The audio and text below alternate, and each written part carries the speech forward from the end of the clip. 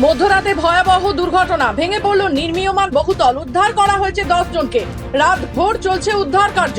ঘটনাস্থল garden range, Kolkata পৌরসভার 134 নম্বর ওয়ার্ডের হাজারি মোল্লা বাগান এলাকায় 513/5 ব্যানার্জি পাড়া লেন। ইতিমধ্যে ঘটনাস্থলে উপস্থিত হয়েছেন ডিজাস্টার ম্যানেজমেন্ট টিম, উপস্থিত দমকল বাহিনী।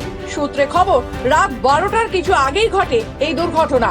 আচমকা নির্মীয়মান একটি 5তলা ভবন ভেঙে পড়ে। জানা গিয়েছে ওই নির্মীয়মান ভবনটি একাধিক ঝুপড়ি বাড়ির ওপর ভেঙে পড়ে আচমকা।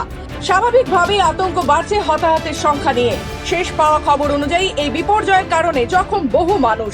উদ্ধার করা হয়েছে অন্তত 10 জনকে। চলছে উদ্ধার কার্য। পরিস্থিতি বিচারে অ্যাম্বুলেন্স পরিষেবা প্রস্তুত। রাজ্যের বিরোধী দলনেতা এই ভয়াবহ দুর্ঘটনার খবর শেয়ার করেছেন সমাজ মাধ্যমে। এবং যারা এখনো আটকে তাদের সেফটি বড় চ্যালেঞ্জ, কারণ কি এই ওয়ার্কিং এনভায়রনমেন্টটা খুবই রিস্কি। কারণ কি সেখানে বিল্ডিংটা এমনভাবে কলাপস করে আছে যে ওইটাকে যদি আমরা কেটে রেস্কিউ করতে ভিতরে ঢুকতে যাই, তার তো আমাদের রিস্ক দেখা যাচ্ছে। তা সত্ত্বেও 4 জনকে ওইভাবে রিস্ক নিয়ে বের করা হয়েছে। বাকি যে 7 জন আছে তাদেরও বের করার জন্য হতে পারেন 85% কাজ হয়ে গেছে।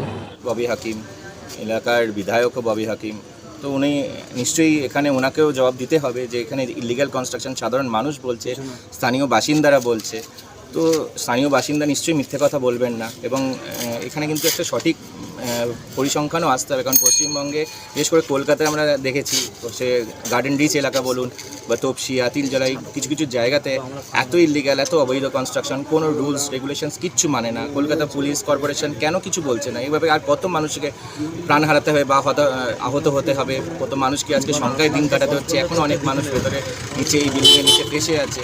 আজকে যদি প্রপার সিভিক্স ইনফ্রাস্ট্রাকচার থাকতো, সিভিক সিস্টেম থাকতো, রুলস অ্যান্ড রেগুলেশনস যদি সঠিকভাবে মানা হতো, কলকাতা পুলিশ যদি সঠিক নজরদারি করতো, তাহলে কিন্তু এই রাত এত সংখ্যায় কাটাতে হতো না।